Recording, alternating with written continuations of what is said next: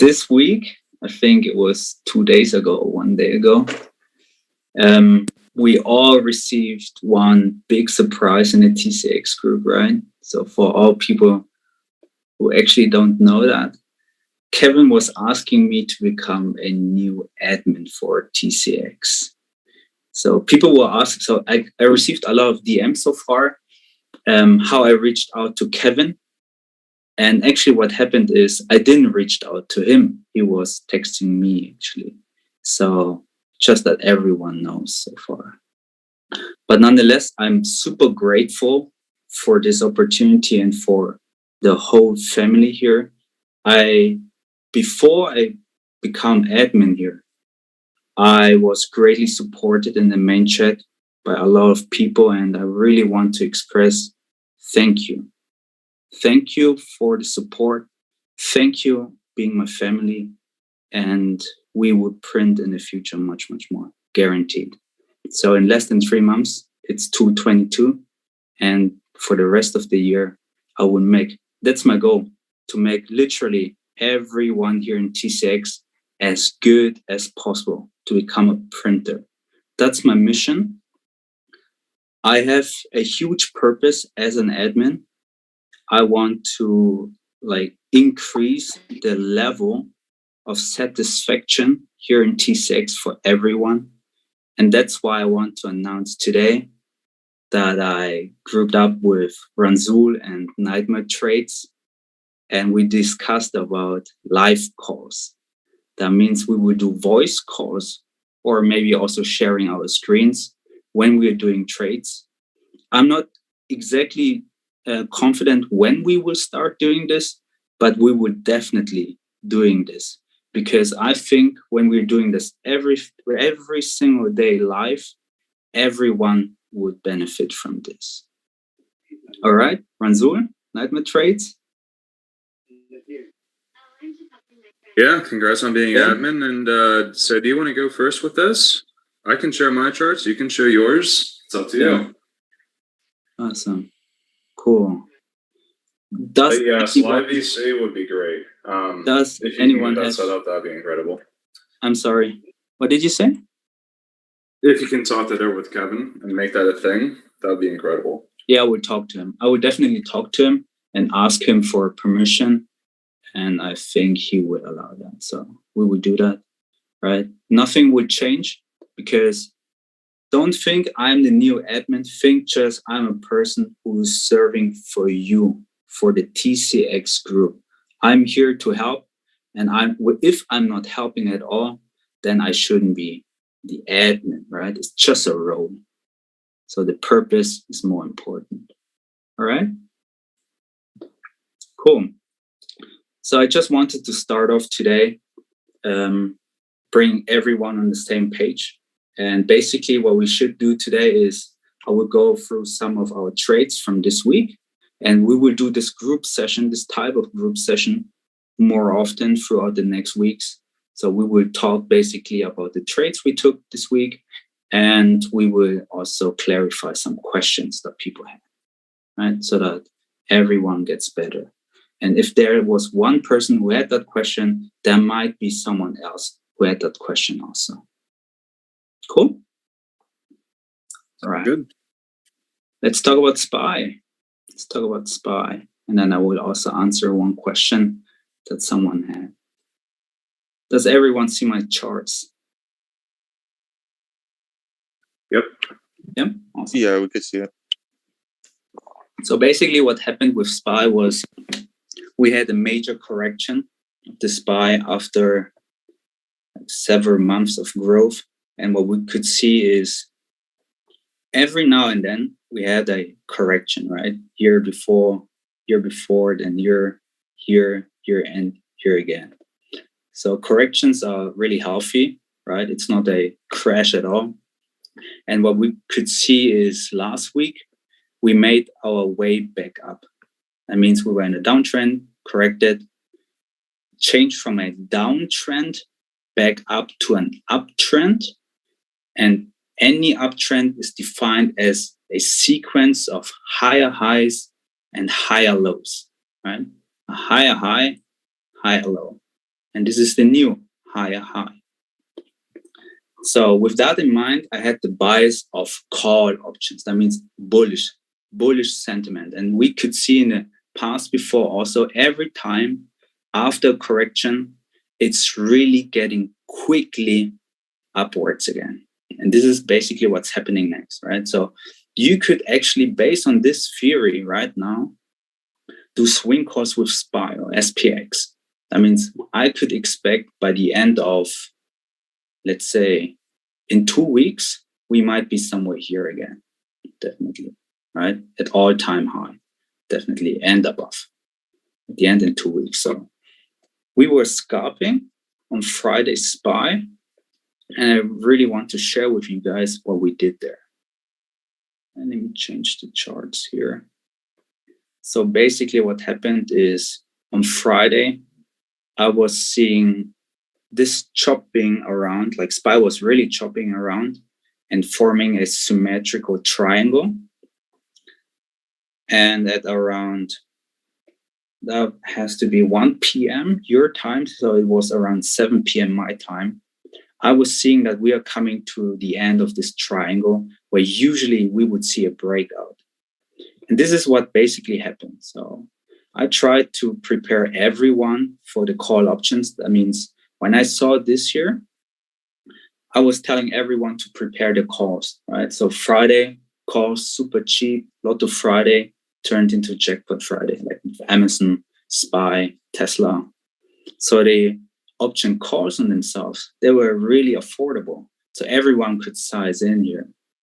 So I saw the breakout, a valid breakout, by the way, which was confirmed by the increase of the volume here below. And we formed a bull flag. So the bull flag is nothing else as a pullback.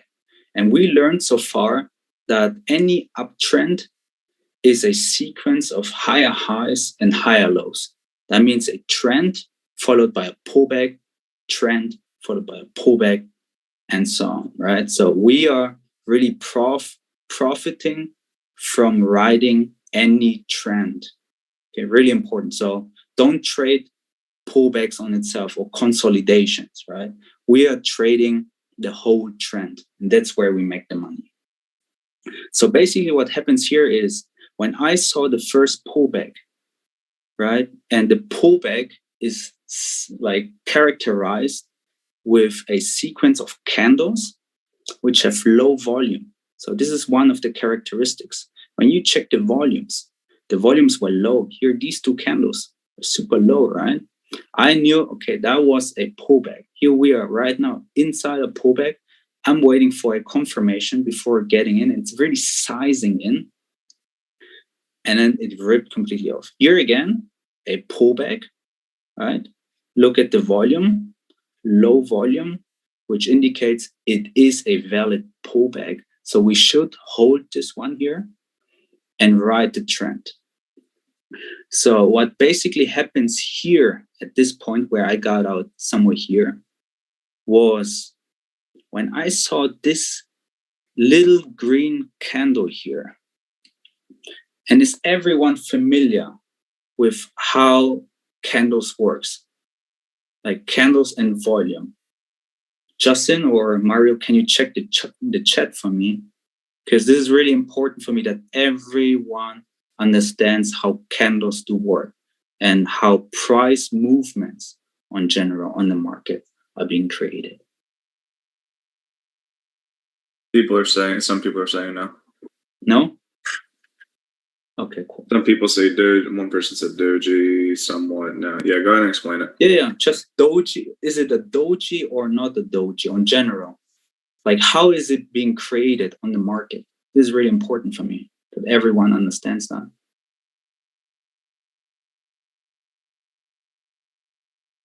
Person says indecision.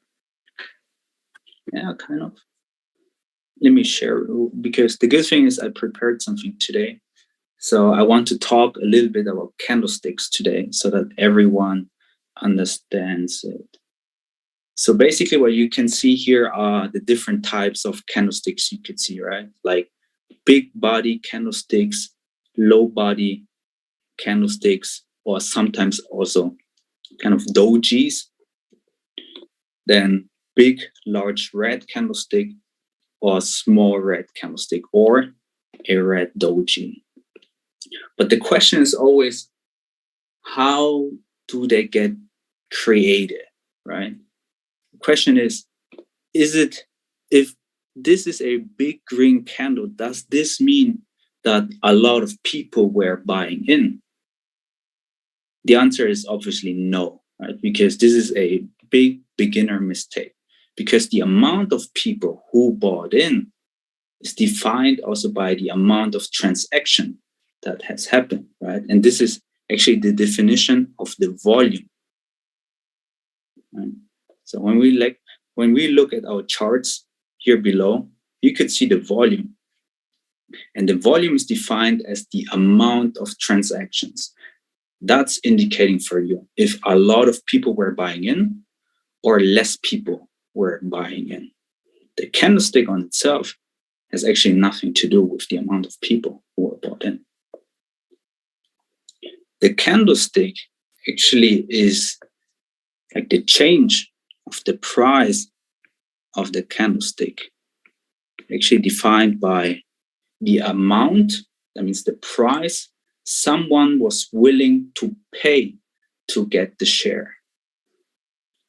For example, let's say we have only 10 shares of any company, okay?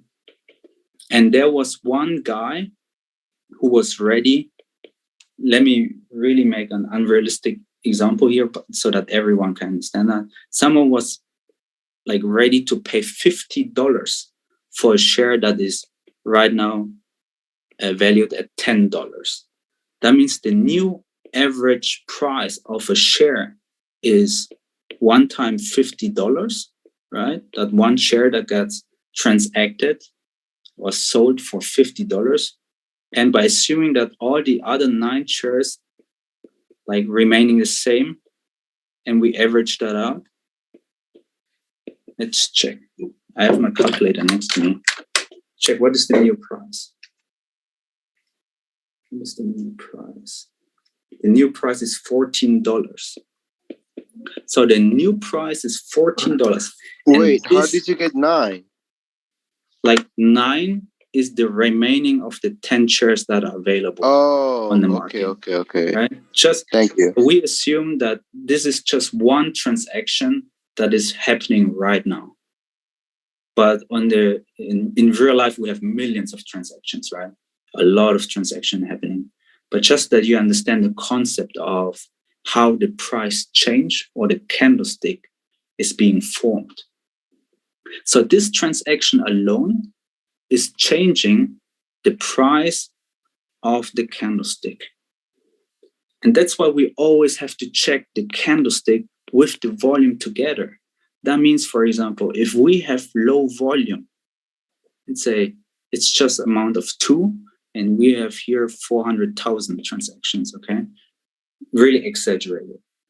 That means 2 people, 2 transactions alone could push the price that high.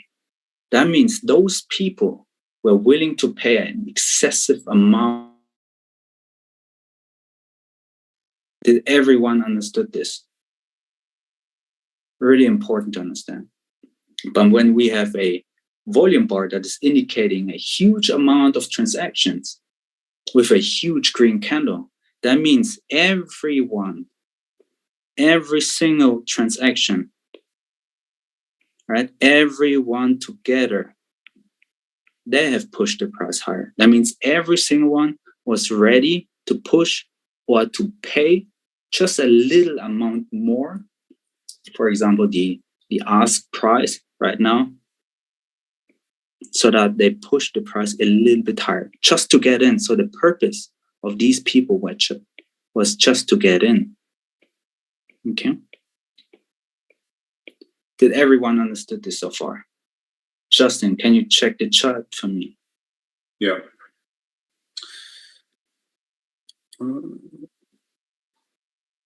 Okay, this is a good one. Why would there be a green candlestick if the volume is red? Again, can you repeat that question? Is that a thing? I don't think I've ever seen. Okay, I'll ask again. Why would there be a green candlestick if the volume is red? The volume is red. As in, there's more selling pressure. I think that would be because doesn't a candle turn green if it closes above the previous candle? Yeah. So if the volume is green or red, it does not matter. It does not matter if the volume is green or red. The volume is defined as the amount of transactions, and that's it. It's always positive because for one transaction, you always need a buyer and a seller. Sorry? So let me continue. So for every transaction, that means 1 unit of volume. Let's say this is of unit 1. For one transaction, we always need 2 parties, a buyer and a seller. Really important. So if you see a big green candle, that does not mean that we have more buyers than sellers, like a lot of people think it might be like that. Right? There is the same amount of buyers and sellers. It is the price at which they have committed to have that transaction at. That means at which price did they have made that deal? Really important, okay? Everyone understood this.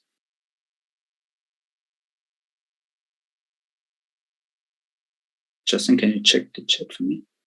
So I think what he meant by that was like if you're using a different volume indicator, it'll show you like buying pressure versus selling pressure. So what I mean by that, of course, there's always one-on-one buyers and sellers. There has to be somebody selling for somebody to buy, you know. Right. But selling to bid or buying at ask.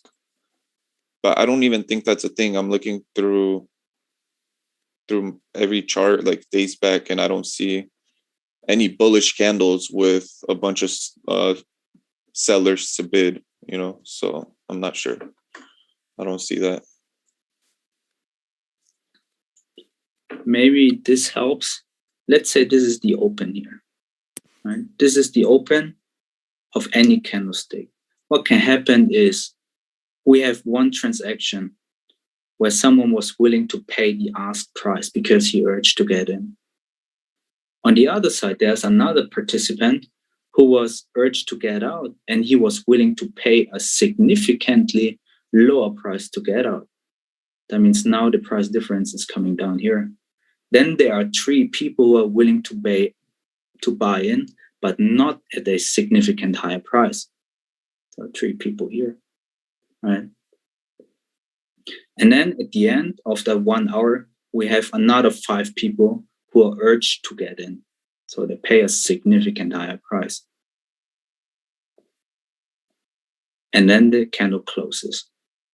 So that means we have been here, but the candlestick closes way above here.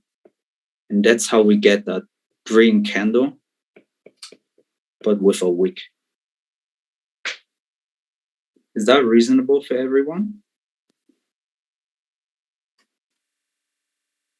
Yeah, I think that makes sense. He said there's a or a green candle on the 5-minute at 9:30, and the volume's red. But I mean, on my screen, that's opposite. It might be because you have one setting on that is indicating the color of that candle in comparison to the previous one. Right, I think that's what it is. So on my volume, I see red, and on my candlestick, I see red. So okay, but on general, I see red as well. If there's red as well for me. There's majority selling in that candle. That was like 80% selling on that 5-minute, at least. So in general, if the volume is green or red, it does not matter because it indicates the amount of transactions, right? Okay. Did everyone understood this so far? So that explains also why I got out here in SPY. So we know that a uptrend is a sequence of higher highs and higher lows, right? Higher highs, higher lows, higher highs, higher lows. So you still hold them because you still like respect that pattern of high highs and high lows. So once I got in here at the higher part here, what I saw was this doji here. Doji means at the end of the day for me, the price got pushed up here, right? And then there are people selling off. Then the price got pushed down here, people bought in. But what really awakes my alert was the volume. The volume was significantly high, and it keep being high here with the following candles. So that shows me that this here might not be a pullback, because a pullback, one characteristic of pullbacks are low volumes, right? Low volume. That means here the big volume was showing me people were trying to sell off here at this higher point. So people started, like big institutions, smart money, they started to sell off here. So I set it my stop loss around this corner. That means here we still have air. So that once, right, because this is the optimistic approach, once we get through that, through this level here, we might rip again. So I set my stop loss here. But what happened is we actually broke with good volume, right? Really good volume, not significant, but still good volume.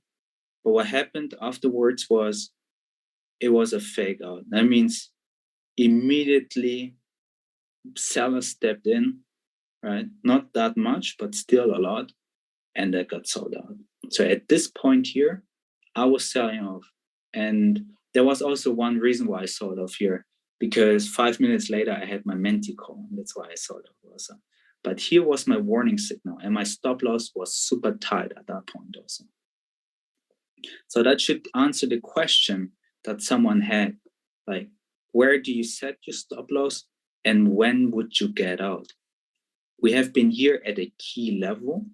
That means a key level could mean supply or demand. In this case, we had a lot of supply. That means people willing to sell off, right? They're selling into the market. That means they are the supplier for the share. It's like when you go to China to a supplier, he's making products for you, right? And he's supplying that into the market. So in this case, you're a shareholder, or the people were shareholders and they're supplying into the market. That's why we can call that key level, key area, or supply zone. Is that reasonable for everyone? That was the trade we took on SPY on Friday. Let me come back to the call. So I hope that was clear. And if anyone have any questions, just ask me. That's not time for questions. Hey, how do you say your name? Min, just Min, like the minute, right? Are you going to be giving out call outs in the chat as well? Yeah, I would. Okay, cool. That's awesome. Thanks. Min H. So why do you use the 2 minute time frame instead of like 1 minute or 5 minute? So I figured out that the 1 minute was like too chopping around for me. There was a sequence of red candles then following by green candles and so on. So it was too quick for me, basically, for scalps. And I was also looking for big moves. That means when the move is happening on the 1 minute, right, we just have to double that. On the 2 minute, we needed around 2 candles for 1 candle in the 2 minute. And I want to hold it at least around 5 to 10 minutes. And that means at least 5 to 10 candles in this case. So if we would be on the 1 minute, I would have the possibility to scalp, but would lose the overview that I would have on the 2 minute. And the 5 minute is what I usually also use. I even use the 7 minute. But 2 minutes is my Are you strictly a scalper? Yeah, like I'm doing all type of trades: scalping, day trading, and swing trading. So it all depends on the market, right? What do you find that you're better at? Day trades or swing trades? Sorry? I said, what do you find that you're better at personally, day trades or swing trades? I'm good at both, basically. But the thing is, swing trading gives you more money with less risk. Right? So you need more patience. That means whenever there's a swing trade, for example, 2 weeks ago, I was posting some swing trades. I just get in with lower amount of share, like options, and then just wait. Just let them work. I'm a huge fan of 30 days and more swing trades. And day trading is basically when you really want to ride the whole move. And scalping is more about when you see a breakout and you really want to just trade that whole breakout and ride it till the end. Got it. Thanks, man. You're welcome. When I'm scalping, do you do market orders or limit? Always do limit orders, okay? If you're doing market orders, then basically you're telling the market to rip you off.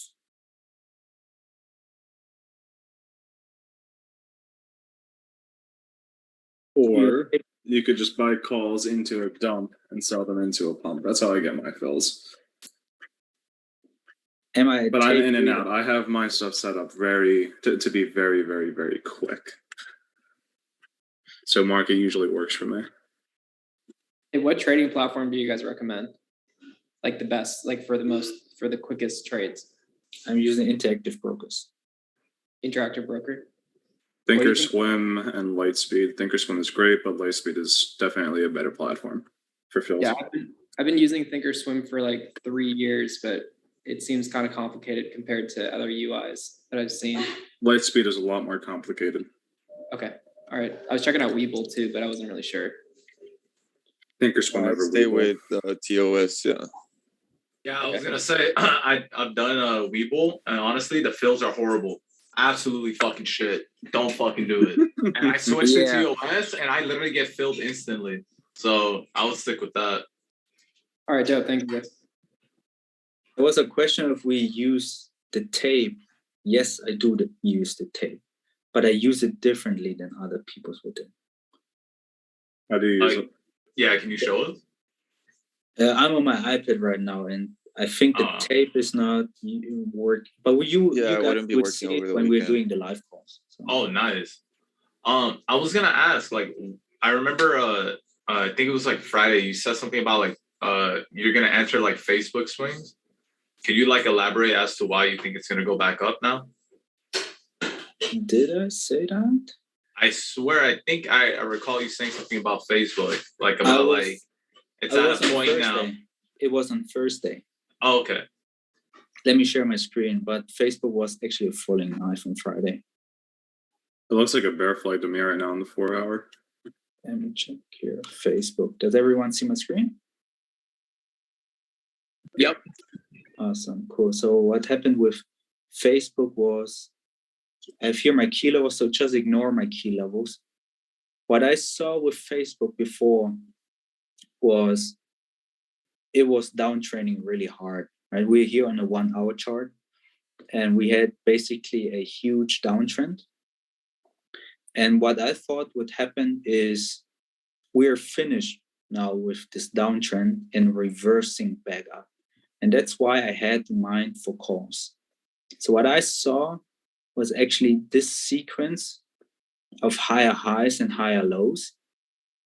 And I saw also that we had here a huge demand zone where people were willing to push the price higher, right? But also what I saw is people were selling off here, especially here in pre-market.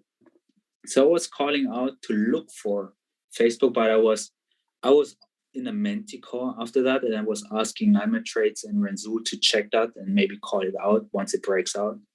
So as we could see, it didn't break on Thursday, so there was no call out on Facebook. And on Friday, what basically happened was people decided to sell it completely off. Oh, okay. I do want to say this too. Like, I'm eyeing this play for tomorrow. It's a Visa.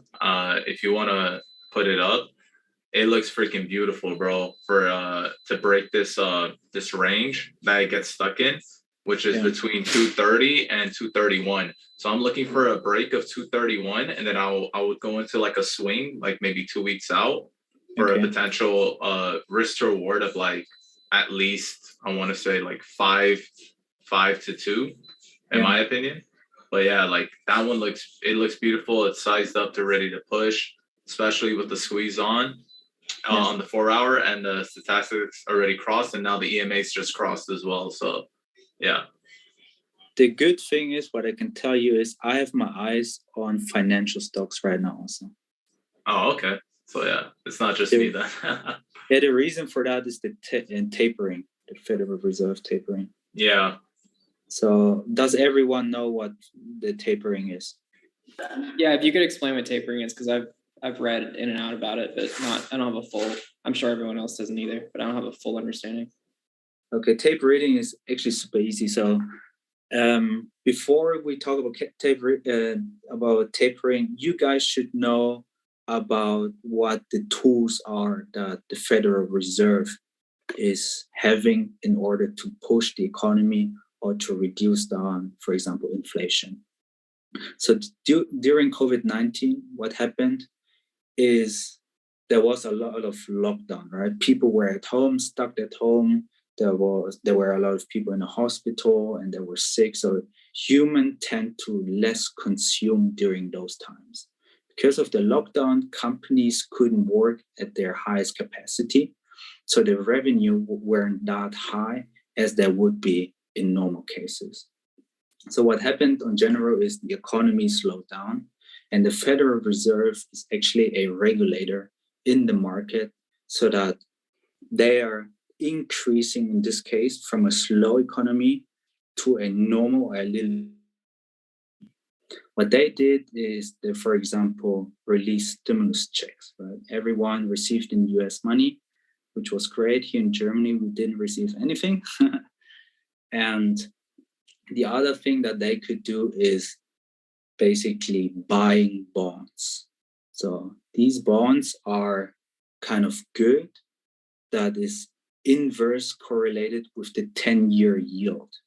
So when the bonds price get higher, the 10-year yield get lower. So they're inverse correlated. And when the 10-year yield is dropping, that means the banks actually have almost zero interest rate. So more people have access to money, so that everyone. So when they're giving money out for free, basically people are coming and taking the money, right? You would be stupid if you don't take the money, and then they're consuming. And once they consume, the economy grows. So tapering is basically the opposite.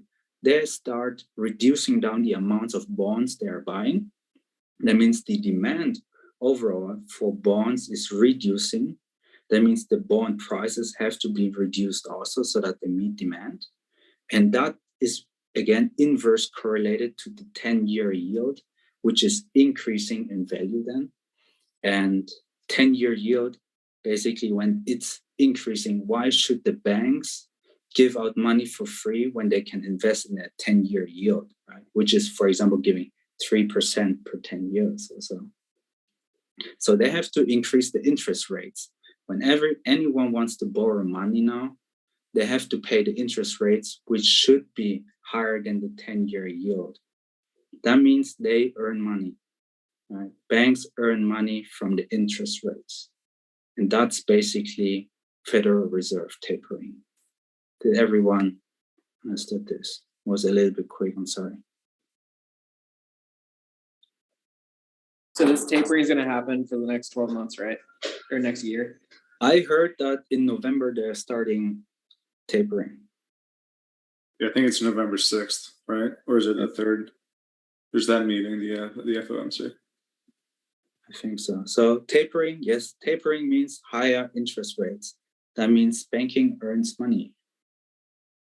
And that means Goldman Sachs, JP Morgan, Bank of America. Just check the charts. There are already investors who are seeing that. I always set stop losses, yes, also for 30-day plus swings. In November. No, I believe the market will start crashing at the very beginning of next year. Why? There's but that is a long story. It took me the whole analysis is super complicated. I will share it next time. Okay? But around January, February, right now.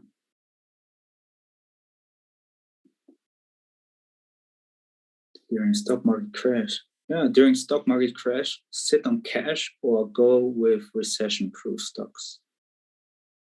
But the good thing is we will have another bull run. So we will have a major bull run before that crash happens. You know the difference between a breakout and a fake out on your resistance level. A breakout basically is supported by a lot of volume, and a fake out is indicated by low volume. Also low volume breakout, but also, high volume breakout and high volume sell-off.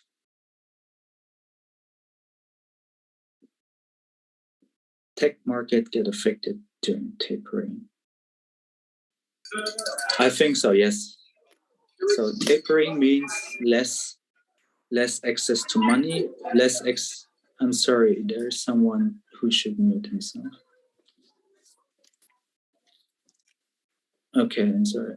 So tapering would affect tech stocks. The reason for that is tech stocks, like let's say Amazon, they are relied on revenue, or Apple, let's say Apple, they are relying on revenue from people. So when we start tapering, interest rates are increasing. That means less people have access to money like before.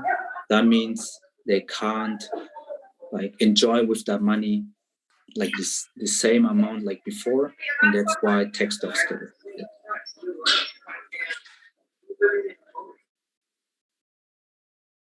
So there's a question of how to identify swing trades, day trades, or a scar. It depends on the time frame you're looking at. That means for swing trades, I want to see pivot points on the daily or the 4-hour chart. Right. Day trading, I usually look at the 1 hour, and for scalping, we are looking even closer down to the 2 and 5 minutes.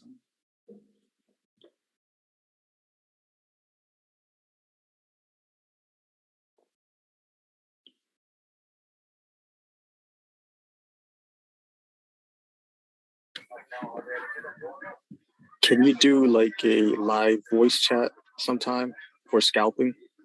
A live what? Like a live like voice call or voice chat for scalping?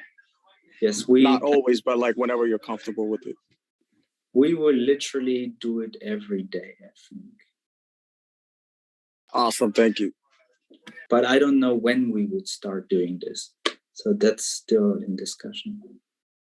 I mean, you're not able to mute and unmute people in the I can wait. The voice call? Oh no, he doesn't let you. Yeah, everyone is muted except what's your recommendation for like people with smaller accounts? $500, $1,000? Yeah, check for the thing is you have to know like the options price on Fridays or Thursdays are cheaper than on Mondays, right? Because there is a time value. So basically on Friday, you could actually have played Amazon too. But for Mondays, Tuesdays, and so on, you have to change the stock you're looking at. So you need a stock that is still moving great. That means with an average true range per day of, let's say, $2, $3, $4, and you could size in there. And you need to have patience, right? Stocks could be AMD, for example, or NVIDIA. Does this answer the question? If you have a small account, I'd say trade SPY Mondays, Wednesdays, and on Fridays. Trade blue chips or any stock that you can. You could also go with penny stocks in the beginning of the week. For small accounts, on Friday, there was Amazon and Tesla. If you got out of the money options, Amazon was ridiculous. If you got the 35.50 calls for 0 day to expiry, they went from around $30 an option to, at the end of the day, $5,500 per option. Now, hindsight's 2020. Would you have caught that entire move? Most likely not. But nonetheless, you could have easily made 1,000% on that, following those levels too. So, Min, do you have anything else you want to say, or can I get going with Tesla and Amazon?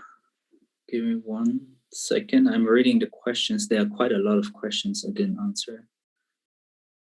Yeah, for sure. There's someone asking how to get better fills. So again, the theory is you need a buy. If you are the buyer, you need someone who sells it to you. And the person who sells it to you asks for a certain price. And this is the ask price. So if you hit the ask price, you get filled. But the thing is, you have to be really careful when the bid-ask spread is really wide because there's low liquidity in that option. You have to be really careful, okay? Else you would buy in and you're immediately like down, I don't know how many percent. What is your favorite indicator? My favorite indicator is no indicator. Green. The thing is, we have to understand human, right? Every new beginner who's unfamiliar with the stock market wants to orientate on something, have someone who holds your hand. If it's not your mentor, it's the charts. So you have a lot of tools like indicators, like I know EMAs, then stochastic slow, MACD, and so on. There are different strategies, but maybe you don't understand why that strategy is being applied. And that's why they use indicators, because beginners with lower understanding about how the market is being moved want to rely on something. And this is your biggest mistake as a beginner. That's why I always tell my mentees, you have to understand the market, how the candlesticks are being formed, how the volumes are being formed, and what it together means, what kind of story it tells you. Okay, that's why I'm not a huge fan of indicators. Indicators are only the last confirmation, if I would use them. Man, was that TradingView the app, or was that the desktop application? That's the desktop application. How do you make that sidebar on the bottom? Like on my iPad now, it's the app. Sorry. Okay. But what do you mean exactly? Like you had your time frame and ticker symbol in the bottom left, just like the app did. I got. Sorry. Yeah, it's the app. I'm sorry. Okay. Yeah. All good. Thank you.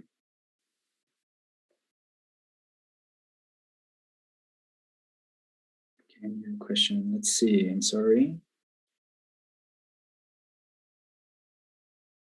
You rely on price action. Yes, price is something what tells you. It shows how to draw support and resistance. We will draw support and resistance today for supply and demand zones. That is what Ranzul will share with you guys. Looks like we got one last question. He said, can you please elaborate, how do you set the stop loss for 30-day plus swings?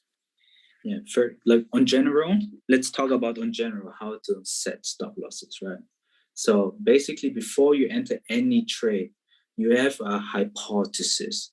That means you, based on your argumentation, based on what you see and the charts telling you, you're having a hypothesis. Let's say today at that time after criteria X and Y is happening, the market will grow. That means you're going in with calls.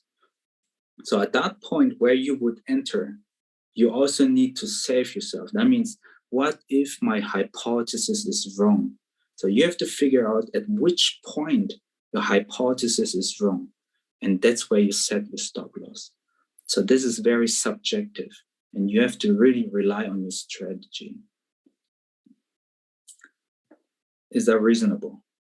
So you don't just set your stop loss, I don't know, like 20% out of something. Right?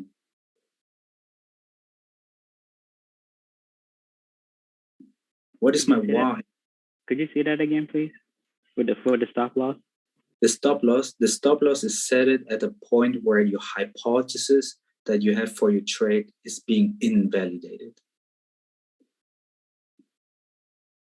And that comes with risk reward. Like if you lost on Amazon on Friday, then your risk reward either wasn't there or you just didn't have your levels correct. There was some sort of error with what you did, because that setup on Amazon was so clear, it was ridiculous. Predicting the 100-point move, not as much. Predicting a 20-ish point move, very much so. Correct. So Amazon was actually very obvious, right? So everyone could have traded that.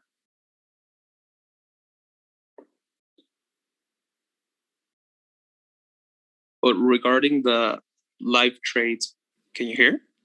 Yeah, we can hear you.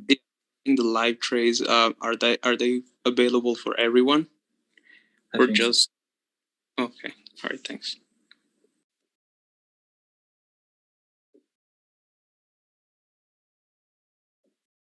Amazon, Ranzul, you should share with them why we did swing Amazon. So I'm actually in Amazon swings. I think I we didn't did swing that Amazon. I just saw it as a day trade. Did we do that in the last session where I shared Amazon with chart? Do not think you did, no. I'm not sure. Okay, there's a reason why we are swing Amazon, and there's huge upside potential, we could see. Yeah, Ranzul will share that. Yeah, I think I'll share. It's your part. Have fun. I will turn off my video and enjoy. And everyone, please take notes, okay? I want everyone after this group session, text into TCX what you have learned today, what the value you saw in this group session. Because when there's no value from this group session, we won't do it anymore. Right? So text later on in TCX what exactly you learned today and if it was valuable to you, right? So that I can see and adjust to everyone.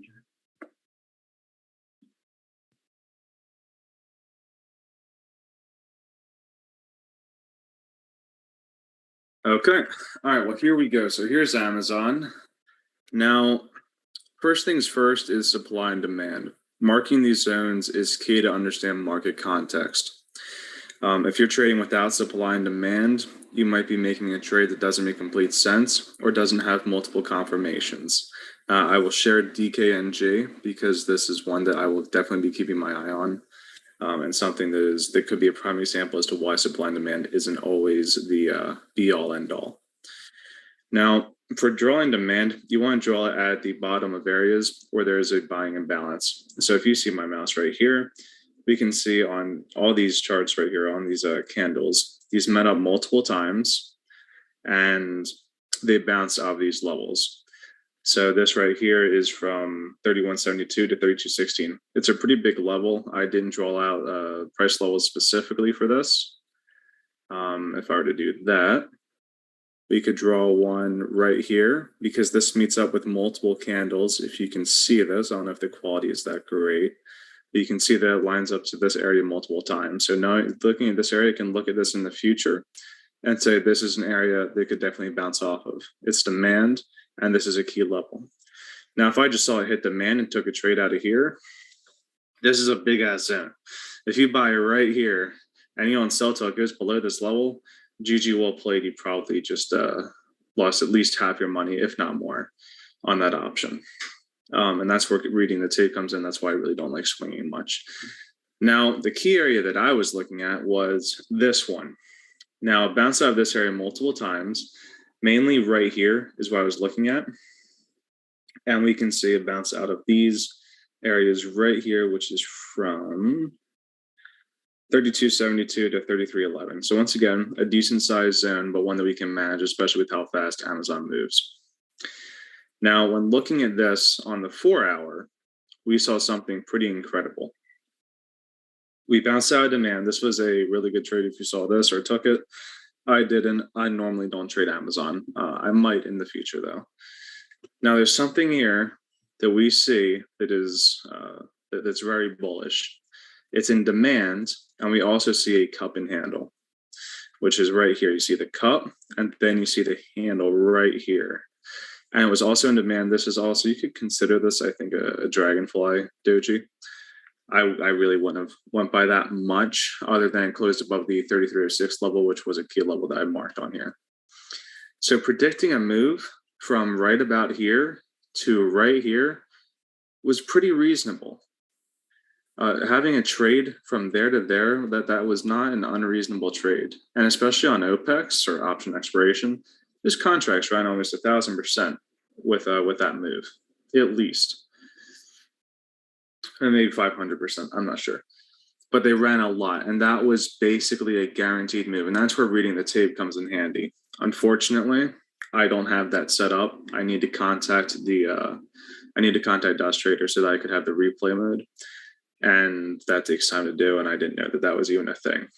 So I wanted to share it. Unfortunately, I can't. If we do one of these group sessions again, I can definitely share that, because when I was looking at this chart, I mainly used the 1 minute. That's just my preference. I like scalping. We'll go from here to here. So this constantly, for the most part, I started watching it when it was around, I think, this level. I want to say I was watching Tesla for like the first 10 minutes, and then I started to watch Amazon. And I did miss this entire move. I was just watching the tape. So I missed the boat on this one quite big, but there was the tape was constantly bullish. Even right here, there was barely any sellers. And this was a big area too, which indicates to me that a lot of people just want to buy this up. Once again, a key level here, barely anything. And it just kept on going up and up and up. And the tape confirmed all of this. So in the future, I'm definitely going to be using the tape to confirm moves to the upside to get more percent gain. Now, looking right here, this is also a bull flag too, right here on the 1 minute. But it confirmed almost all of these moves to the upside.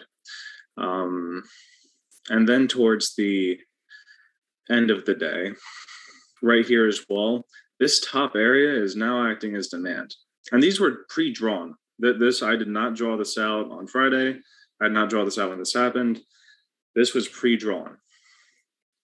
And it bounced off this level multiple times, which shows me that there is some support. So right here, taking a long out of this area would have been pretty wise. Once again, I didn't trade here. I just started trading it towards the end of the day because it's Amazon and I was getting some FOMO. But it did show some decent setups towards the end of the day, especially right here. So right here, this is I believe this is the 50 SMA that I have. It bounced off this pretty well. Now, it wasn't here when I was looking at it because this changes. It was somewhere like down here. Now, this was a bounce trade that I took. I think I called it out in the main chat. It was either here or it was here. I forget which. I called it out. It was contracts from 121 to 179, if I remember properly. And this shit continued to run. Those contracts, I think, wound up being $3. But that move was not completely guaranteed. I would not have really looked at that as a valid trade. I would have looked at this though. From here to right here, this is a valid trade. And that was completely based off of the cup and handle on the 4 hour. And that was Amazon. Now, I'm going to be doing some more studying with that tape to get better with reading it to predict that bigger movement. But catching at least a 20-point move here was guaranteed, from what I could say. How are you drawing those green and red, like take profit and sell, like those areas on your chart? Yeah, so green is demand. Demand is buying imbalance. That is where a stock will bounce out. That is where there's a bunch of shares that are being bought. You guys would know this commonly as support and resistance. So you can imagine that the green, that's support. Red would be resistance. Now, these zones are big. That's where we have to draw these certain price levels. So right here, if we look at this bottom one, I have this zone here and I could draw it a few more. You could draw one right here, one right there. Yeah, that works. And one right there too. So if this stock, if Amazon ever decided to go back down to this area, I'd be looking at these levels right here for this to bounce off of. You could also draw one right here too. But how'd you draw the green box and the red box? Like, how did you make that? Oh, how did I actually make the box itself? So on Thinkorswim, you go to drawings right here on the top. You go down to drawing tools. You go down to the rectangles on the left-hand side. And then you can just draw it out like this. To make it hollow, I go here, I changed it to this right here. So if I change that, looking at this with the green bars, you can't see the green bars. So I go here, I click more, I click HSL. I have no idea what that stands for, but I click on that. And then I click on transparency, and I usually set this to between 55 and 70. And I just look at this for an area for it to bounce out. Now, how do I draw it itself? I look at areas where this would bounce. So if I'll delete this right here. This is where I would draw it. I would draw one. I would include this. This is a better zone because this is where it really bounces out of. But you could draw it out of here as well. And this is where you're looking for multiple areas where it bounces out of. And I draw it right up to here because it bounced out of mainly these areas. Now, if you really want to make it a bigger zone, you could go from here to where the previous one was, which is right here, and this would still work. But this is where using the tape and knowing patterns is very key. So thank you so much for that explanation. Mm-hmm. Now, DKNG, this is one that I really want to go over because this is a prime example as to why supply and demand is not the be-all end-all. I have not drawn anything on here except this that one price level of 47.54. So there's a lot going on here. Now, if I'm just going to draw out supply and demand, I can draw a zone out from, let's see, right. Yeah, this works right there to, we can draw it right here. This is area where it's bounced out of multiple times. All right, I can just change this like that. Okay, so if I'm looking at solely supply and demand, I can see that this could have a good chance to bounce out of this area. I could also draw another one from here to here. I could also look for a bounce out of this area. Now, this is what I want to see. I want to see it bounce out of this green area on the bottom because despite the fact that this is demand right here, we do see multiple things that indicates that this could definitely be very bearish. We see three indicators here, two big ones, but we do see three. So right here, we see a head and shoulders. A head and shoulders is a bearish pattern. So this right here, I can draw an oval. That is a shoulder. That's also a shoulder. And then that's a head. So this is the head and shoulders pattern. And this is bearish. We can already see that drop right there. So that's the first one. But now we see one on a bigger scale right here. No, that's bad. We can do it like that. That's a shoulder. That's a shoulder. That's the head. So now we see even a bigger one. Now, for me, I don't like that at all. That's one indicator that shows me that this has bearish movement. As we can already see, it dumped like hell. It dumped, what is that, 20%? It dumped a lot right here. Now, we also see something else. Also, with these lines, with the trend lines, I have it set as default to extend to the right here. I have that as a default. I have that on. Then you just put save as default. And anytime you draw one of these trend lines on Thinkorswim, it'll extend to the right. That's just so that you don't have to click on this and then extend to the right or extend to the left or whatever you want to do. Now, I also see something else here. This right here is a bear flag. This is on the 2-day chart. This is just to illustrate it. I could have drawn this on the 1 day as well. And right here, this is a bear flag. We are at the bottom of this trend. So if we're going to bounce, this is the time to do it. I believe DKNG also has earnings in a couple weeks, in 3 weeks. So all in all, I see 2 confirmations for bearish and 1 for bullish. So for me, it's not 3 out of 3. I'm not going to take a trade here. And I was thinking about it. I was looking at it. I was like, oh, it's in demand. It looks kind of good. Then I actually kind of did some actual work into it, and I don't like it. I will not take a trade out of this. So this is where supply and demand is not everything. Now, for all I know, this could bounce off this level and make all-time highs. I don't know. All I can do is react. But looking at this, I don't like it for a swing trade.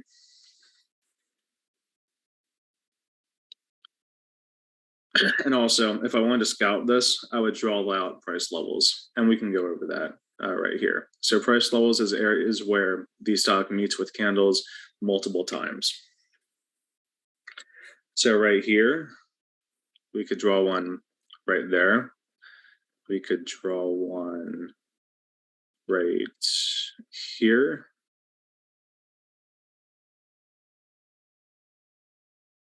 And there.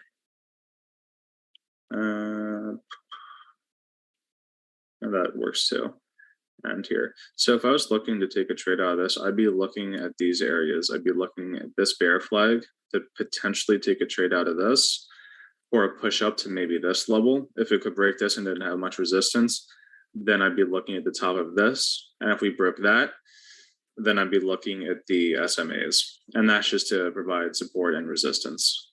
Same thing with VWAP, it shows relative strength. That's also, I believe that's below VWAP right now.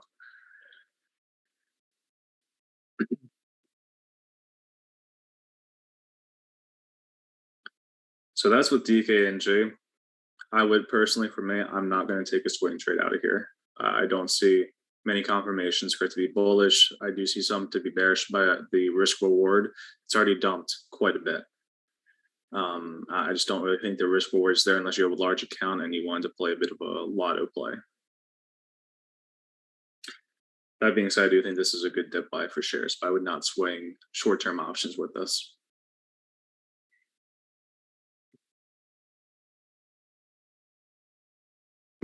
Hey, Randy, I got let's a see quick the chat. question. Yeah, what's up? If you don't mind. So why did you use the 2-day time frame? Just curious. That was to fit it all in. That was just to fit it all in. And it's the most clean for me. Let's see, 2 years, we can use 4 years. Yeah, just to make it a bit easier so that I could fit all that on the chart. Gotcha. Cool, thanks. Mm-hmm.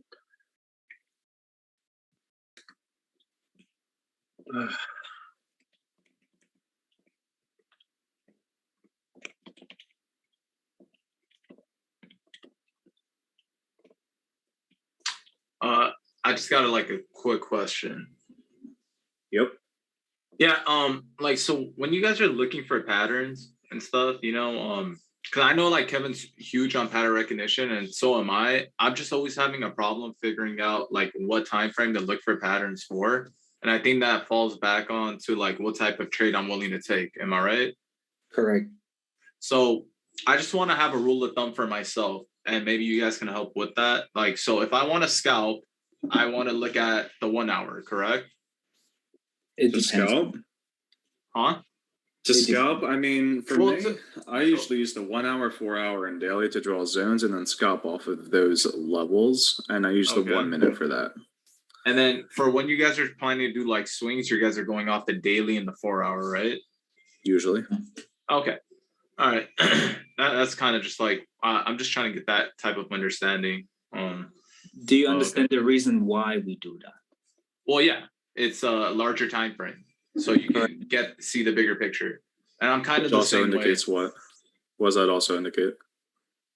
That also indicates direction, trend. Kind of, sort of. So if I'm looking at zones on Tesla or price levels on Tesla, and I see candles meet on, let's say, the daily or the 4 hour, I can say that those are big zones. That is where the stock has bounced or provided resistance. So looking at the base on those candles and the wicks, those will provide as resistance or support, especially on the 4-hour and daily. Those are big areas. So when you draw that price levels, I would know, looking at DKNG right here, I drew this out on the, well, I think I drew this on the 2-day.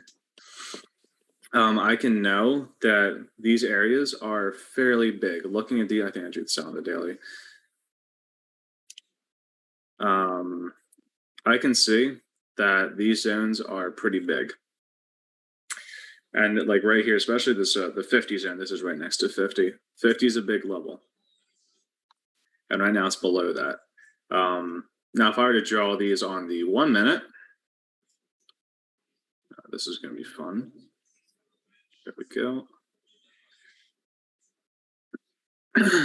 If I was drawing ones out on the 1 minute, they'll still respect, but not that much. Like this zone right here probably have a bunch of volume. I wasn't watching it, but I could almost guarantee that 48.62 had a bunch of volume there for support or resistance.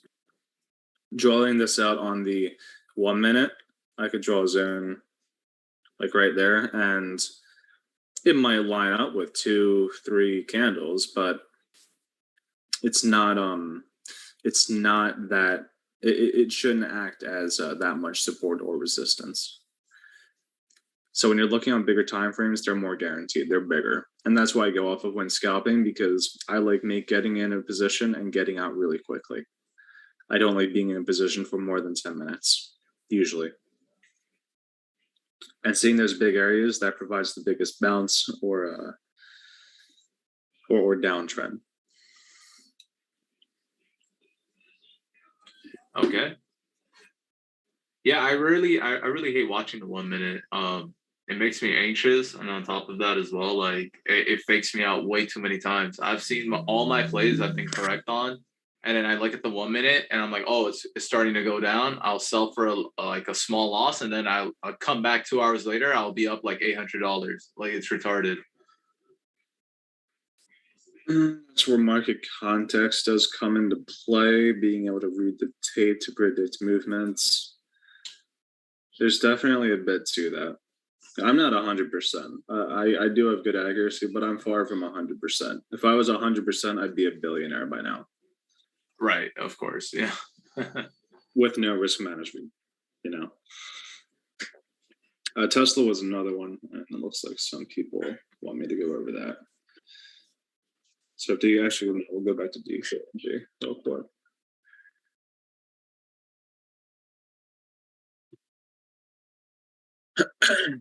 So if DKNG breaks support at 48.08, we could be heading for a free fall.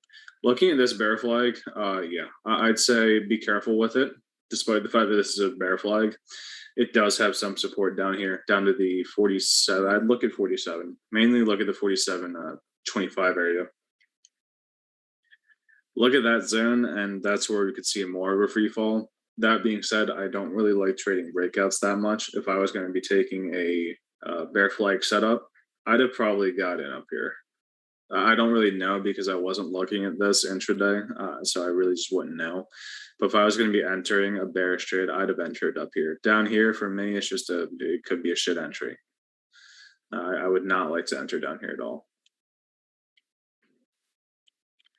How long are day trades usually held for? For me, I scalp. I'm in and out usually within 10 minutes. If I had profits to play with, then I might play a call or a put, and I might just have it in for the end of the day and put a sell limit at 500% if I have the profits to do so. I very rarely do that though. Now, something I would look for though on DKNG is a trade out of demand in this zone, because this chart to me is bearish. There was also the previous shoulder over here. So I would look for a bullish trade out of this area, probably right around here.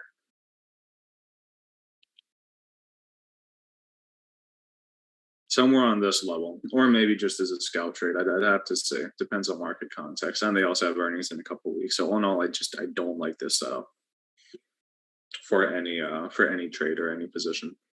But that being said, if I was entering calls, I get them here. But I still am not going to enter calls here. I just don't like it. Out of curiosity, how would you trade like all-time highs on a stock? Like Home Depot on Friday just hit all-time highs, 350, 0.95. So like if it's gonna continue, right? Like hypothetically, it's gonna have a continuation.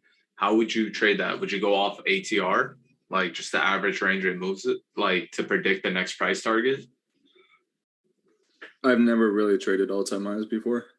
Oh, if I was, I'd be taking really small positions. I used to do that with penny stocks, which was quite profitable, but that's just because everyone was looking at it. And when they blew through, they usually blew through pretty hard. They were really easy to predict. But looking at blue chips, I don't really know how that would work. Maybe looking at previous trend lines, seeing where they could potentially bounce. That could be a potential strategy, but I normally do not trade all-time highs. Yeah, if I did, it would be with a very small position. Well, what I'm looking at right now is on the 4-hour, I see a beautiful bull flag form, and it looks like it's continuing off as another bull flag as well. So that's why I was asking. On HD, look at it on the 4-hour, and even on the 1-hour, you can see a bull flag that's formed, and it looks like it's flagging again. So it looks like a continuation.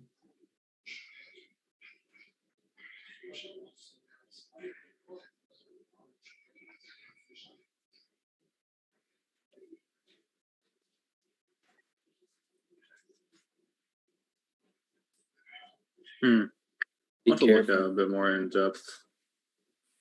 I think it's a bit of a chase trade for me. I would not. I'll keep this on watch list though.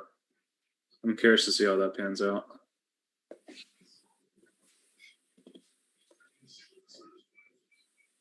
Okay. Fibs and pivot points. Fibs, I used to use them on smaller time frames. Now, not as much. If I was going to be looking at fibs, like let's say right here, I could draw one from here to here, and I could look at these zones for bounces. This is one of the ways that I would potentially trade all-time highs off of fibs, but that's about it. I don't really use fibs that much anymore. I used to use them like a month ago. I've kind of changed up a bit since then. I just use them as reference. I don't really use them that much though. Now another one was, I think, looking at option premium, knowing the best options to get at a certain period, and that's something that is very important.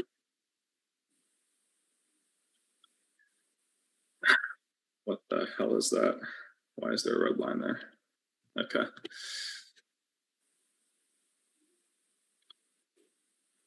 So can everyone see this option chart right now, this option chain?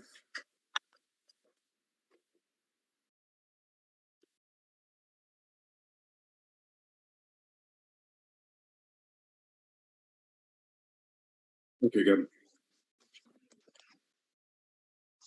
We'll go to Tesla for this. Tesla was a big one. I love scalping Tesla at open. Usually my most profitable trade is from a Tesla scalp at open. Is that a good thing? Honestly, probably not, but it works for me. I usually trade the inverse. So if Tesla immediately pumps up, I might take a bear scalp trade.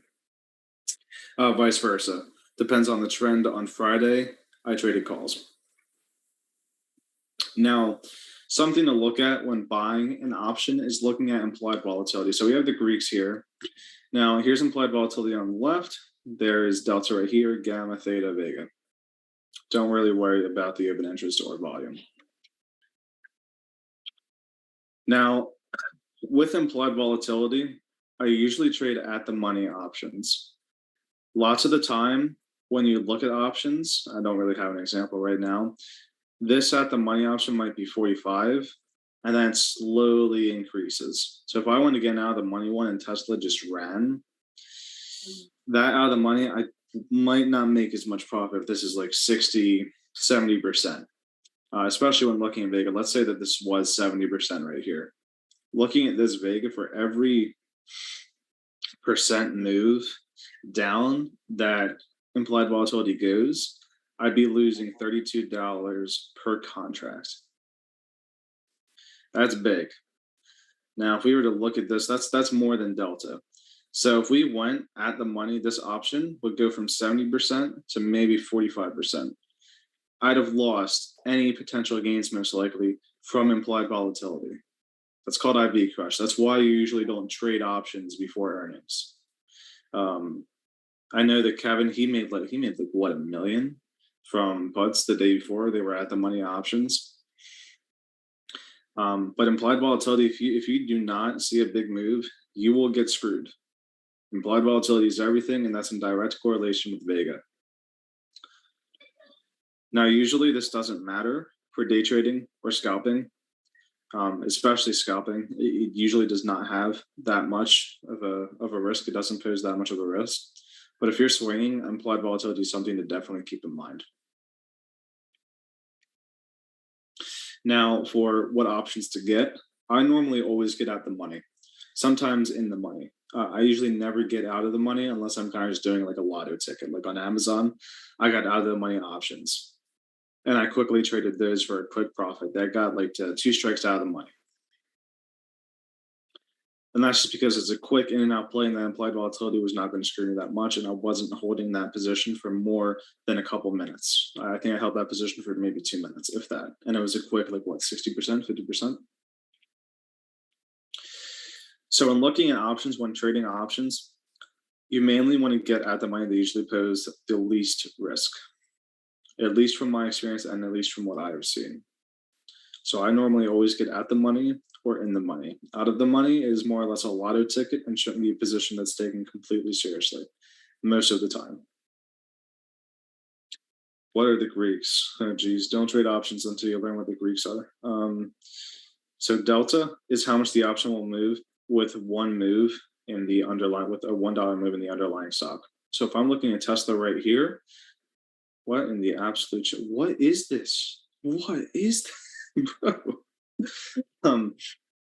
If I'm looking at the BNES, this option is about $1,750.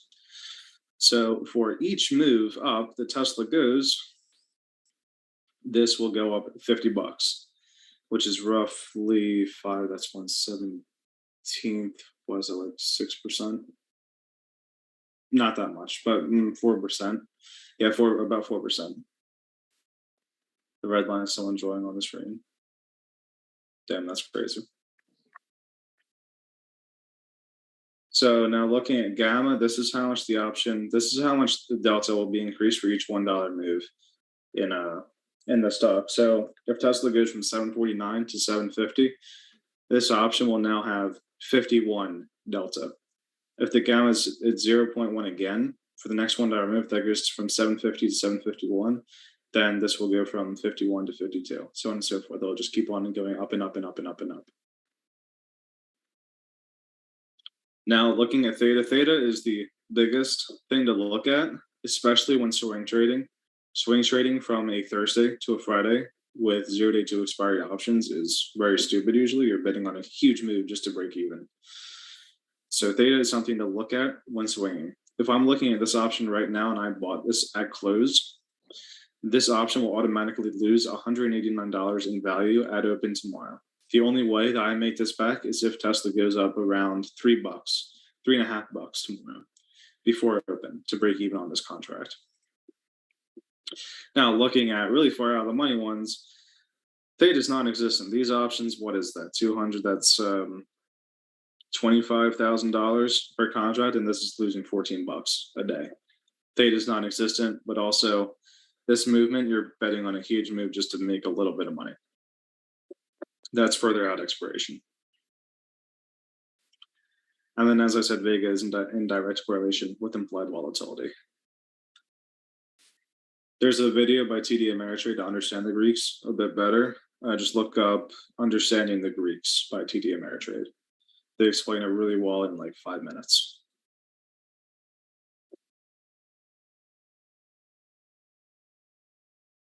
What are weeklies, Renzo? What are weeklies? Options that expire on Friday, right? Yeah. I'm sorry, Ranzu. What did Vega stand for or represent? Implied volatility. So you see right here on Tesla, we're looking at this option specifically. Implied volatility changes. This isn't guaranteed. This might go up to 55% tomorrow. That just changes with the risk. Depends. But if we were looking at this in a utopian world, this is 45, let's say 45%. Vega is $40. If implied volatility goes from 45% to 46%, this option will increase $40 in value just from implied volatility. On the contrary, Okay, got it. if this went from 45% to 44%, this would lose $40 in value. So it's very important to look at when you see Amazon with 300% implied volatility with a Vega of 20 in your swinging options next day, good luck. You're probably going to lose that initial investment or that gamble, because that's really all it is.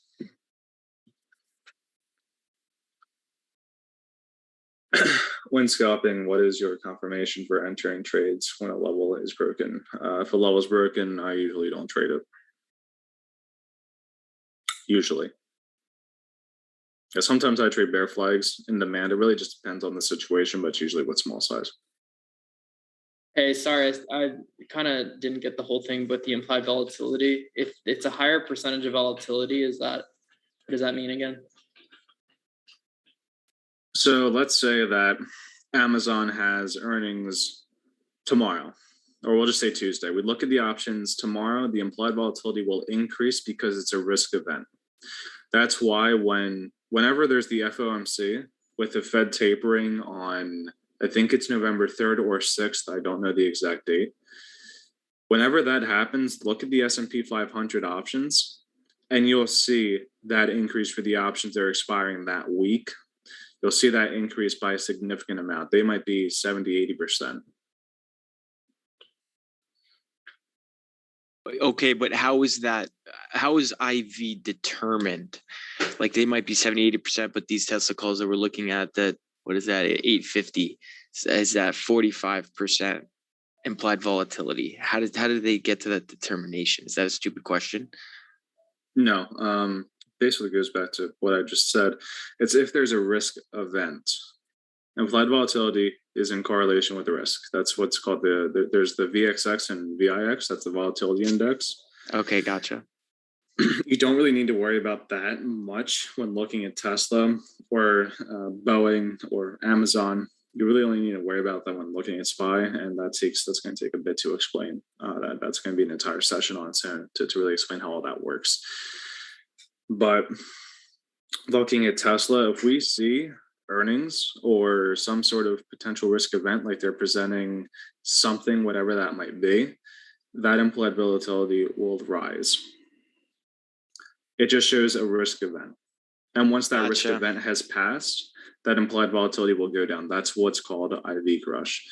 Once Amazon releases earnings, that implied volatility goes way back down. I got you. Okay, cool. Thanks, man. Makes 100% sense. You are welcome. Yep, no such thing as stupid questions. I don't know. There comes a, there definitely line in the is. Sand. People who say that just need to feel better about themselves. There is definitely stupid questions. Oh, yeah. Okay, well, I think that clears it up for me. Nightmare, Min, you guys can do what you want to do. Question. Yeah. Hey, what's up? So on Friday for the Amazon play. Yeah, what about it? So people bought options. So they bought options on Friday and then they just got out like later, like within an hour. Is that how that works? That is a very, very broad question. Like they bought a call. They bought one contract, yes, right? And then they let it run like 100 to whatever percent, and then they just sold the call and just got bought out, pretty much. Right. Yeah. That's how trading works. Sounds condescending or mean with us, but do you understand how options work? Yeah, no, I do. I'm just I haven't made an option before, so I'm just trying to make sure that that's how it works. You've never You tried buy and options just before. you sell Okay. out. So you basically Right. just buy the call and then you let it run up. So you're basically like day trading, but with an option call. We're day trading premiums basically, because I don't believe any of us are exercising that option really. Yeah. We're just trading the that makes sense. premium on it. Oh, okay, that makes sense. So the premium. Okay, that makes sense. Yeah, because what platform are you using first off, so you don't get screwed and you end up exercising? Robinhood. Oh, okay. All right. Okay, I'd say get off Robinhood. Yeah, switch to TD Ameritrade. Yeah, something. but I will tell you this though, on 0DTE, which is 0 days till expiration, right? On TOS, they don't have an option like Webull does where it says do not exercise. So you have to close that position if you're in the money before the market is closed, or they will forcibly exercise your contract, and then you're kind of fucked. Like, not really. If you don't have the I know you capital have to cover, then you'll be fine. Well, see, that's the thing, right? I called them and I asked them about that. They said, no, sometimes like we'll still exercise you. I was like, even if you don't have the capital, they're like, yeah, we'll move you to margin.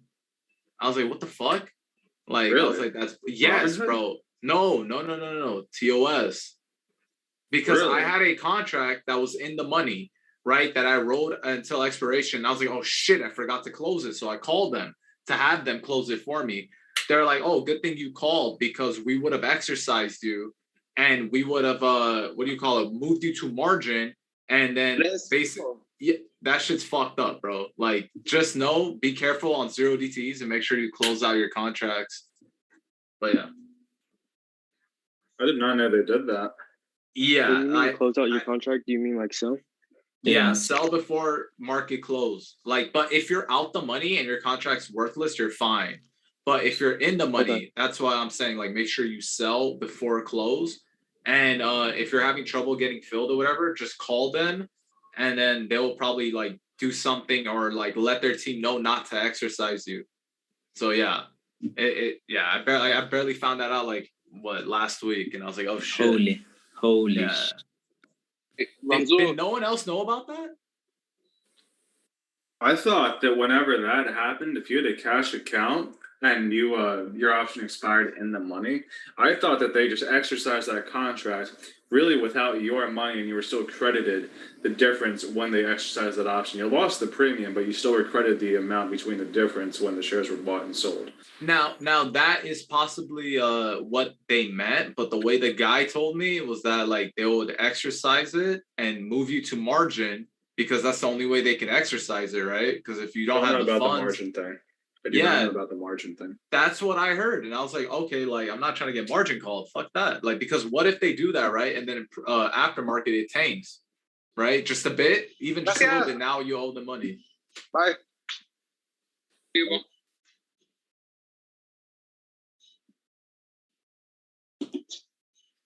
I'd say a small account's anything under 25,000, really.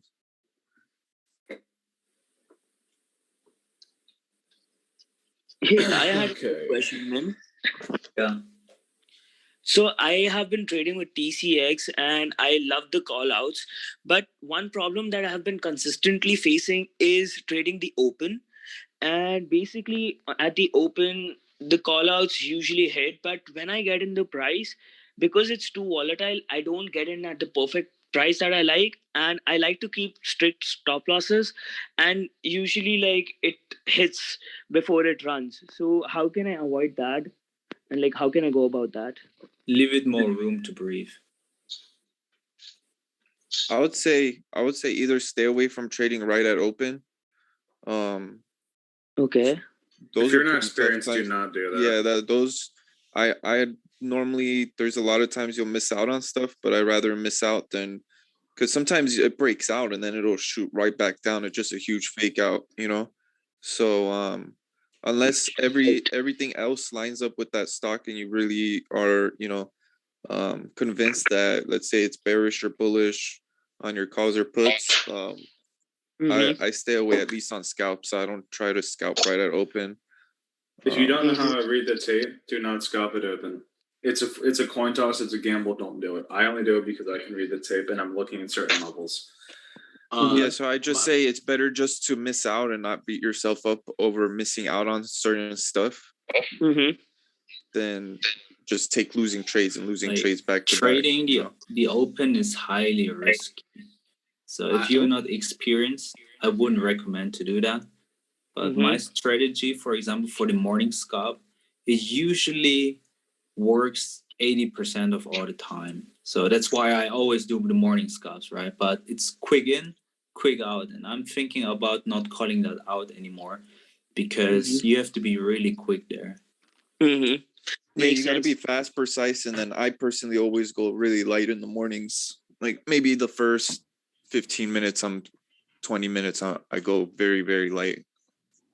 What I personally do, man, and like basically like when the market opens, it's so volatile that like you're gonna get crushed either by IV or if you're just mistaken by a little bit, right? So what I tend to do is that I always trade it like if I'm a scalp, I'm off the 5 minute, and I like to just wait for the first 10 minutes just to see the direction it's kind of moving in, and then from there, like IV's already a little bit lower, the volatility has died just a bit, and then you can wait for the first pullback to enter in if it goes according to your plan. But like that's why I don't trade the open anymore. I used to, and I got killed so many times, so I don't do that.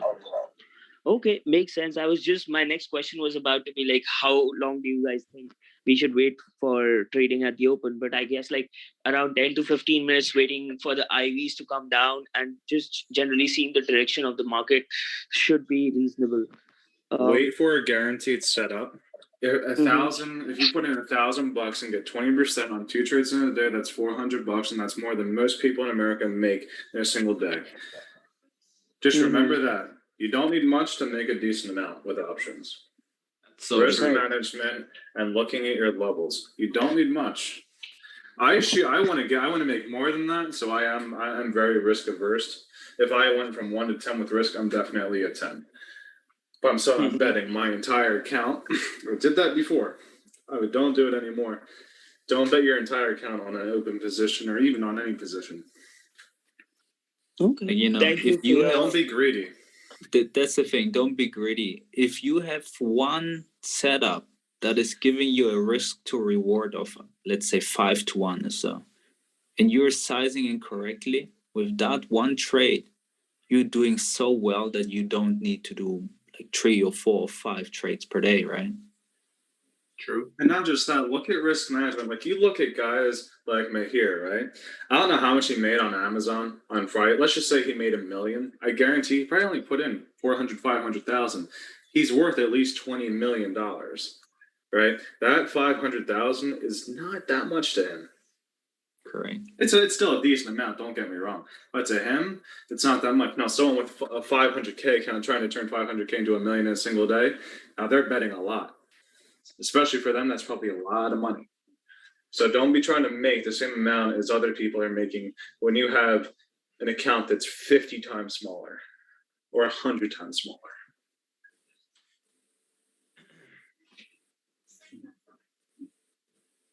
Hey, so I just want to show you guys something cool, food for thought on standard deviations. Really, I'm going to do it super quick because we've been in this call forever now. Before you do it, I want to do one last thing. I'll take a minute. Sure, go for it. If you guys can see my screen, right here, I use Active Trader on Thinkorswim with options. If I go right here, I can go over an option. I press this, I right click, I press copy. Then I go here, I do Control V, and boom, I have the option in here. Now I can buy market, sell market, or set a limit along here, and this allows me to get fills really quick. I have these pre-set up in the morning. I have these two on my right screen. I just have them here now to show you. And I have these both up with options loaded and ready to go at open. Now, if I'm trading another stock, I immediately plug in options that I want to trade so that I'm ready to go with anything. Because I have to be quick. I can't be sitting here looking at setup and, I might trade this option, switch to the option screen, copy and paste. By that time, I'm moving too late. So I got to be ready. So that's the only other thing that I want to include. Active Trader. This is Active Trader. definitely include this when you're trading. This is something that's big. You can pop in the option contract. You don't have to go here and press buy, single, increase the amount, change it from market to limit, blah, blah, blah, confirm. No, don't need to do that. So I think that's the reason a lot of people use their me- phones to trade options. But if you just set it up pre-market and open up everything, or even during, if you see a good setup coming up, then active trader is way better than using your phone for sure.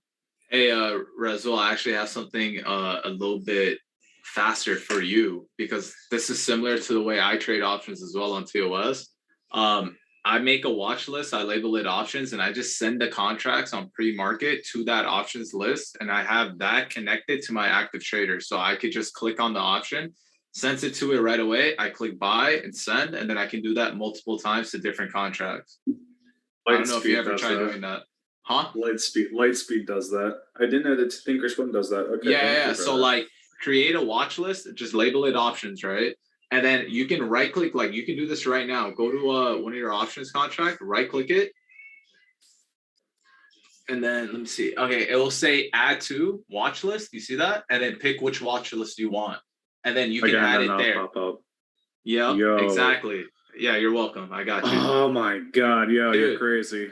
Dude, You're crazy. This is how I'm scalping quick and stuff and all that. But yeah, trust me, that's what I do. If anyone wants that, feel free to use it. This just adds in the singular option. I can screen share and show you. Literally, it's super easy. It's like clockwork.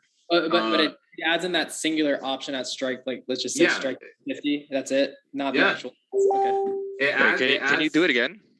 Here. Like, can I screen share, guys? Is that okay? Because I have it set up already. Yeah, go ahead.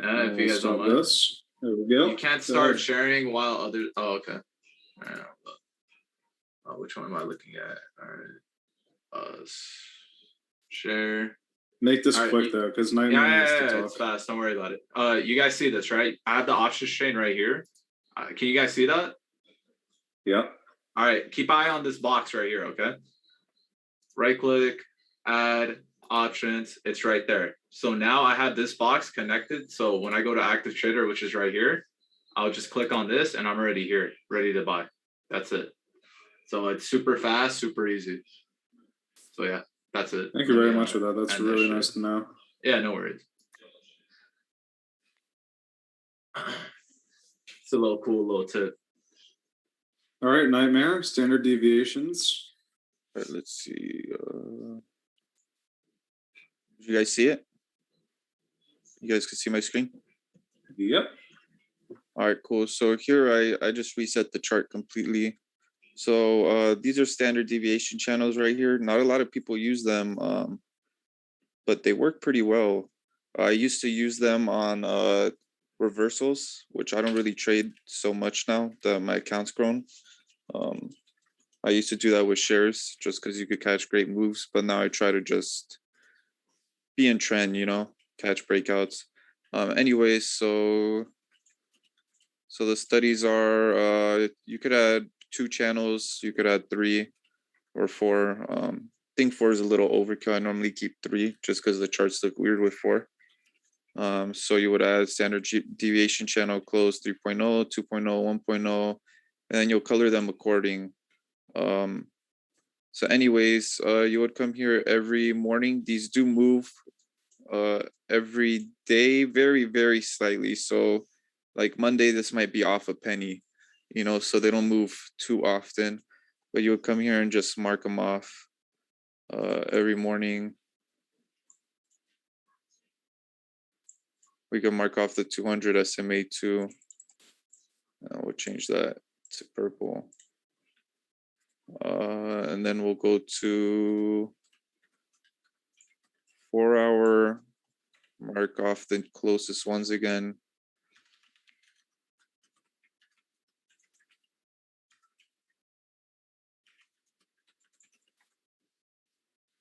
I just wanted to show you guys a pattern with these channels that happens. It's not 100% pattern, but this week MARA is a great example. So here we have these levels marked off. I normally color them green. I don't want to waste time right now. just because my normal key levels that I draw out are always blue. So I want to, know the difference between them. So not using supply and demand, not using key levels here, not using anything, just a plain chart, not even using patterns. You could see this middle white or beige standard deviation. Normally when we cross above that throughout the day, that's a huge bullish signal. So here we could see in the morning, this was Monday morning on MARA. This is one standard deviation, either from the 4-hour or the daily. Doesn't really matter. You don't really care. You just know that it's a big level there. So here we rolled it. We broke above it. Then right here, we see some resistance from the 2-minute. And then we break out on it, which is a huge bullish trend. So check it out. So we break above and we ride up all day. Here, sorry, let me move that. Here you see that we went up all day pretty much. Really, you would probably sell on chop or trim on chop. In reality, you wouldn't, ride it all the way up here unless you have a super small position or something. Here on the 4-hour, we also have a cup and handle. If anybody could see that, there's a cup and handle right here. I'm not going to draw it out for just time purposes, but we could see the cup and handle right there. So we're bullish on this. Then I believe this is where the handle was made. And then here we go bullish, just completely bullish. So, I mean, you could swing right here just based off the 4-hour, but that's beside the point here. So Tuesday we see, I just want to show you guys this pattern here and these. So here we have another key level on the standard deviations. Tuesday we see we break below that and we turn bearish. So Monday we break above, we turn bullish. Tuesday we break below, we turn bearish. Wednesday there's not really a play with standard deviations here. I mean there is, but not with this middle white line, if that makes any sense. Thursday again we break below, so bearish. So right now we're pretty much 3 out of 3 trades just based on that. If you took the trade, just no key levels, no patterns, no nothing, you'll be at 3 out of 3 trades just based alone on that. Right here you would get in calls. Right here you would get in puts. Right here you would get in puts again. Then Friday again, it works again. So right here you would get in calls. It shoots up. You would probably sell somewhere here on chop. Then we hit the standard deviation again on the 2-minute, the middle one, and we bounce right off of it. Right here we have some resistance and some chop right here, and we break above. But yeah, I mean, I'm not telling you trade just based off that. I just want to show you guys a food for thought that these really could help you out. So that's pretty much. I was gonna go into depth on this stock, but we don't really have much time. I had everything drawn out and saved. Hey, how did you draw those lines? I'm sorry, what was that? How did you draw those red and white, the deviation lines? These aren't drawn. So this is a study here. I could share the study. So you would go here. I could share it on Thinkorswim, but you would go here. You would type in standard deviation channel, and then you would add them. So really, you wouldn't change anything on yes and 21. You would just change 1.0, 2.0, 3.0. So then you come to the settings. So each one has a 1.0 will have a -1 and a +1. So let's see. And then they all have the middle line. So you would change upper line to red because that's kind of a resistance, lower line to green on all of them, and then change 1.0, 2.0, 3.0. So again, these do move daily, but they move very, very little. So like I think on SPY and QQQ and VXX, I haven't really moved them all week really. It was like a penny off, So it's not a study that lags. So they're not. If the price shoots up, the whole standard deviations aren't just going to completely change. They're going to stay the same pretty much. So that's why I like it. While with the moving average and SMA, they're great, but they move around too much. I do use the SMA 200 kind of very lightly. I don't go into depth on it, but I trade mostly patterns and price action. But this is, like I said, right here, if you just traded based solely on standard deviation, you would have 1 green trade, 1 out of 1, 2 out of 2 on puts, Right here, Wednesday, you'd skip MARA because there's not really a play just based on standard deviation. Then on puts again, you'd make money right here. So now you're 3 out of 3. And then Friday, you'd be 4 out of 4. So right there, that's 100% on your success rate just based on that, without price action, without patterns, without anything else. So if you add patterns and price action and supply and demand to all this, you know, it could really just help you see where the stock is going. It could really help you out. And they are respected. If you guys add them and just check them out on just random stocks, they're pretty well respected. So yeah, I just wanted to show you guys that if you guys want to go check it out yourselves and, you know, do your studying on them and see how they work. I think they're great. A great indicator to add. Or a great study, sorry, not indicator. Yeah, that's pretty much it on that. I was gonna go into depth on how you would trade this stock all week, but there's not enough time. We've been in here 2 hours already. Yeah, we slowly but surely really need to come to an end. Yeah, for sure. How do I take off my screen? Just pause. Just click on this. At the top, there's a stop streaming thing. Let's see. Posture? Is anyone having questions okay, so far? Any questions left? No, just thanks, guys, for taking this time to do what you're doing. A lot of value. Thank you. You're welcome. Yeah, happy to help, man. Somebody asked, is your PT the next deviation level? I would use key levels, deviations, like the major ones. The major ones from the 4 hour and daily. Yeah, that could be where we're going, but that's probably, they're pretty far apart. That's probably not where we're gonna go in just in one day. Like a few weeks ago, there was an amazing trade with SPY and SPY and the QQQ with that. The QQQ had caught a level on standard deviation and bounced right off of it. The SPY was in the middle of it. So, but if you were watching QQQ, VXX, and SPY, you would have known to get into SPY calls right there because QQQ formed a huge bull flag. Yeah, if I'm gonna say one last thing, never predict, just react to what you see. Too many people predict, they buy at shit levels, they want to predict something will happen, they have bias confirmation. React to whatever position you're taking.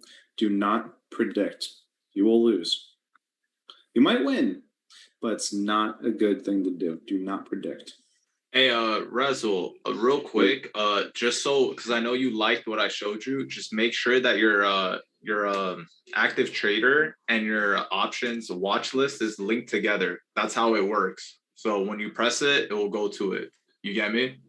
Like, it has to be in the same group. Like, I have mine on group 5. So, yeah. Oh, I got you. You get me? Yeah. Okay. Yeah. All right. Yeah. Thanks for the class, by the way, guys. Appreciate it. It's pretty helpful, pretty knowledgeable.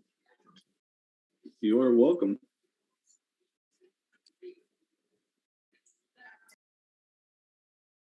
Any other questions?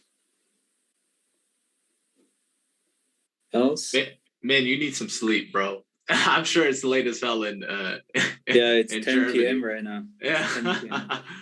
Hey, what Good time thing you you get to trade at good thing you get to trade at 6 p.m. Bro, that's crazy. 3 p.m. or 2 Close to p.m. 10 p.m. That's great. Man, I live in LA. I gotta be up at like 6 or 5:30, bro. It's a headache, man. Fucking hate waking up early. The bright side is they have the rest of the day ahead of you. Yeah, that's true. I'm from Germany. I'm from Germany. This man's a fucking, he's an owl, bro. He's gonna trade at night. Bro, honestly, think about it though. Like he's at a better advantage, man. He's already cool, calm. Like over here, like we're fighting to wake up in the morning, right? We're anxious, Hey, dude. wait a minute, guys. I also wake up at 5:30 every day. That's crazy. All right, never mind. There goes your whole argument. It's done. Yeah. Oh, hey man, by the way, when you post your plays, where are you gonna be posting them? Like on members' plays or like on like day trade swings and scalping? I'm not sure yet because my main goal is still to keep contact with all the members because everyone has different questions and I want to share value, right? I don't want to be just a admin. Got you. Oh man, So much respect on that. I appreciate that. that's why I think with the members together, I can help them better. Yeah. I think something you could do is be in the chat, call out plays there, and then pay someone to call out the play somewhere else. If you can somehow set that up for them to give call outs in. Wait, can Min like not the post swing in trades and day trades? Yeah. He can once he gets admin privileges, which I think Oh, is some Kevin point hasn't this given week. it to him yet. Okay. Yeah, no, not yet. Anyways, man, I'm out of here, guys. My Amen. Chargers are getting their ass beat, bro. I'm mad. Amen. So, what's the paycheck looking like from TCX? Oh shit! I knew that was Don't ask coming. that, man. Oh, man. I knew that I'm was just coming at joking. some point. I'm just joking. Nah, No Min comment. deserves. Min's the most deserving one to get paid out of anybody, I think, or other than of course Kevin and whatever admins. But I mean, from the chat, Min's been deserved to get paid for a while now. I think privacy is so important. That's why. Yeah. Don't tell us. I'm just Sorry. kidding. Don't tell us how much you make. man, It was a joke. no, bro. Don't no. tell us how much you're getting. Don't exclude, man. That's gonna be like your last day as an admin, bro. Don't do it, man. I'm just messing around, man. All right, guys. man, I'm out of here. I think Everyone take it everybody. easy.